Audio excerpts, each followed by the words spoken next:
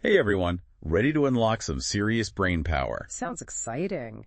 Today we're diving deep into Human Mind Superpower by Alok Kumar. Oh, I've heard good things about that book. Me too. It's packed with practical strategies to boost your cognitive power, upgrade your mental software. A mental software upgrade. I love that. And it's based on real science, right? Totally. Yeah. And it digs into some fascinating insights about how our minds actually work. Well, one of the things that I found really interesting about the book is how it emphasizes that your brain isn't this static thing. It's always changing. Yeah. It's Sure. Constantly changing, constantly adapting. It's all about neuroplasticity. Yeah. It's amazing, this ability of our brains to just rewire themselves. Mm-hmm. And it happens throughout our lives. Throughout our lives. It's like, forget what you heard about, your brain being fixed after a certain age. Right. We can keep learning and growing no matter how old we are. And it's think of your brain as a muscle. Oh, I like that. That gets stronger, with the right kind of exercise. Okay, I like that analogy. Mm. So what are some of the brain workouts that Kumar recommends? Well, one that really stands out is active recall. Active recall, okay. So instead of passively reading or listening to something, you actively test yourself on the information. Okay. And this is where it gets really interesting because active recall strengthens the neural pathways associated with that memory. So it's so instead of just highlighting stuff in a textbook, Right. I should try to remember it without looking. Exactly. Okay. You're forcing your brain to work harder, and that makes the connections stronger. That makes a lot of sense. And the book offers tons of specific examples like that for all sorts of, learning situations. And it's not just about hitting the books, right? Kumar also talks about other kinds of cognitive training. Absolutely. Things like puzzles, brain teasers, learning a new language, even juggling. Oh, wow. Anything that challenges you mentally. Keeps your brain. Pushes you out of your comfort zone. Yeah. So it's like hitting the mental gym. I'm seeing a theme here. Yes. And the reason these activities are so beneficial is that they stimulate the growth of new neural connections. So you're essentially building new cognitive muscle. Exactly. Okay, so we've got the brain workouts covered. What about fueling those mental muscles? What does Kumar say about the connection between diet and brain power? Well, that's another fascinating aspect of the book. Kumar really dives into the science of how what we eat impacts our cognitive function. Uh-huh. And he highlights certain brain foods that can actually boost mental performance. I was surprised by how much of an impact food can have on your brain. Right. I mean, I knew it was important, but wow, he really dives deep. Yeah, like blueberries, for example. Okay. They're packed with antioxidants that help protect your brain cells from damage. And then those omega-3 fatty acids. Yeah. In fatty fish, like salmon, they're essential building blocks for healthy brain cells. So it's we're not just feeding our stomachs. Right. We're feeding our brains too. Exactly. It makes you think twice about what you're putting on your plate. It really does. So, okay, we've got the brain workouts, the brain fuel.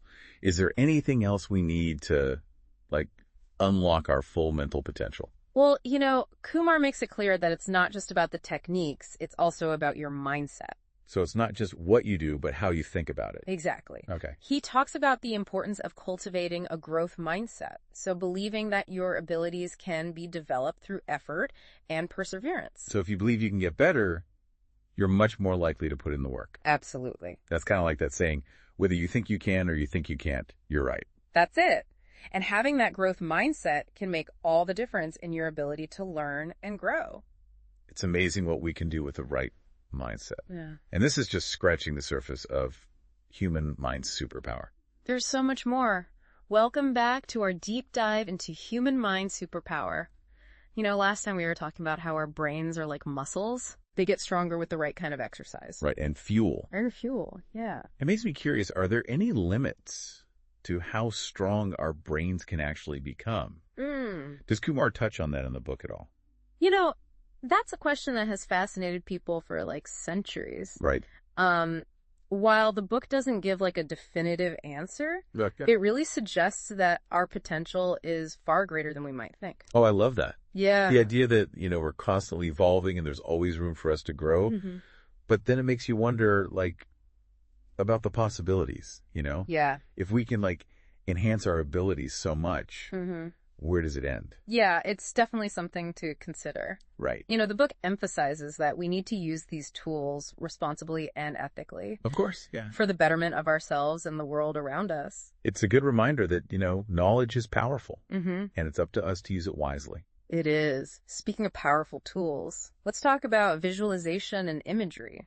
Okay. This is a section of the book that really, blew me away. Oh, me too. Yeah. It's so cool how, our brains are wired to respond to vivid images and stories. Yeah. And Kumar shows us how we can actually use that to improve our memory and learning. Yeah, one technique he explains is the memory palace, Okay. which is also known as the method of loci.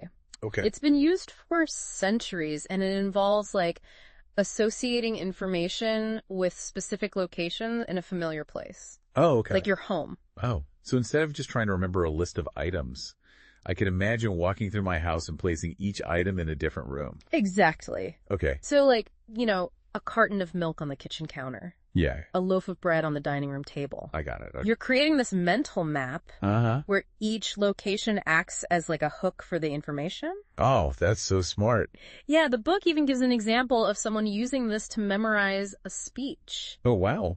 by mentally placing different parts of the speech in different rooms of their house. That's amazing. Yeah. And it makes sense. Our brains are really good at remembering places. Right.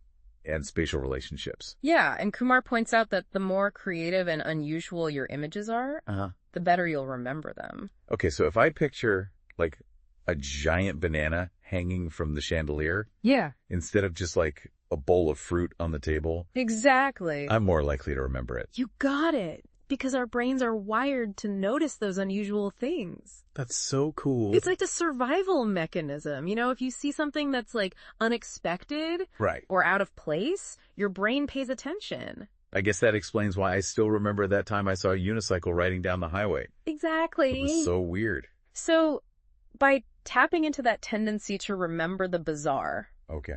we can make even the most mundane information stick in our minds. I like that. And Kumar also talks about the power of storytelling as a memory tool, right? Yeah.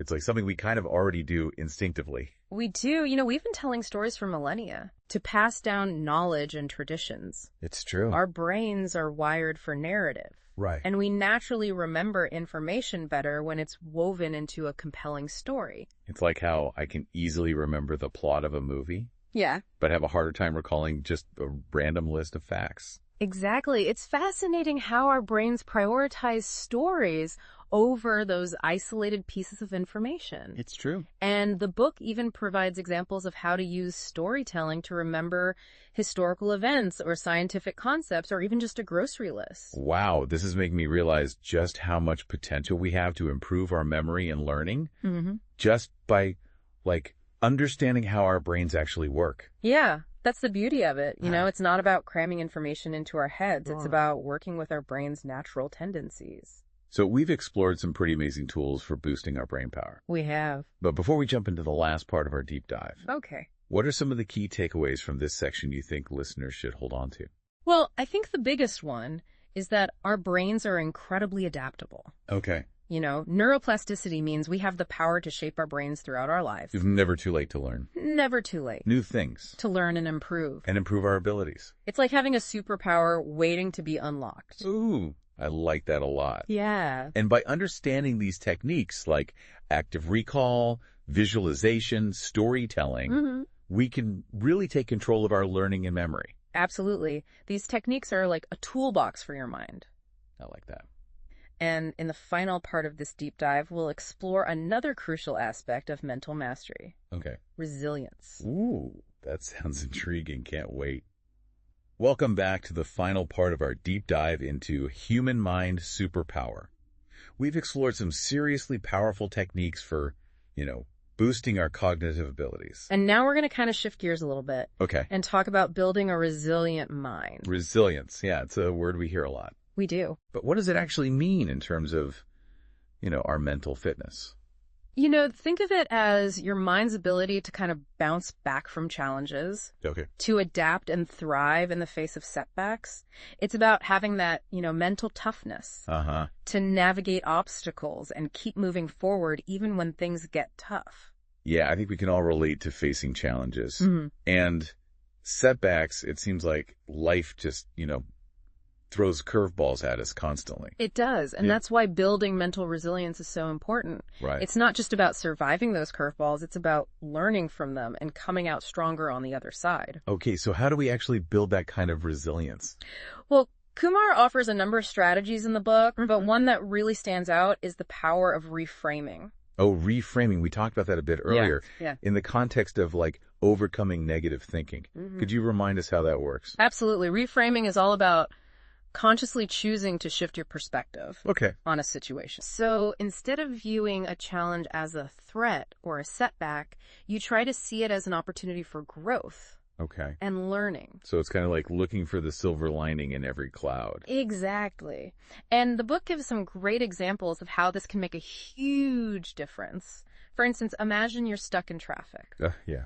Instead of getting frustrated and stressed, you could reframe that time as an opportunity to listen to a podcast, catch up on phone calls, or simply practice some mindfulness. Yeah, that's a good example. It's like taking a situation that you can't control and choosing to make the best of it. Exactly. It's about taking control of your mental and emotional response, even when the external circumstances are, less than ideal. Okay, so reframing is one tool for building resilience. What are some other strategies that Kumar recommends? Well, he also emphasizes the importance of self-care. Okay. And this includes things like, getting enough sleep, eating a healthy diet, exercising regularly, and engaging in activities that bring you joy and relaxation. Those are all things that we know we should be doing. Right. But it's so easy to let them slip when life gets busy. It's true, but those basic foundational practices are so important for our mental well-being. You can't expect your mind to perform at its best if you're not taking care of your body's needs. It's like trying to run a marathon on an empty stomach and no sleep. Exactly. And then, there's the importance of building strong social connections. Having a supportive network of friends, family, or colleagues can be incredibly helpful in navigating challenging times. Yeah, there's definitely power in knowing you're not alone and having people you can turn to for support. Absolutely.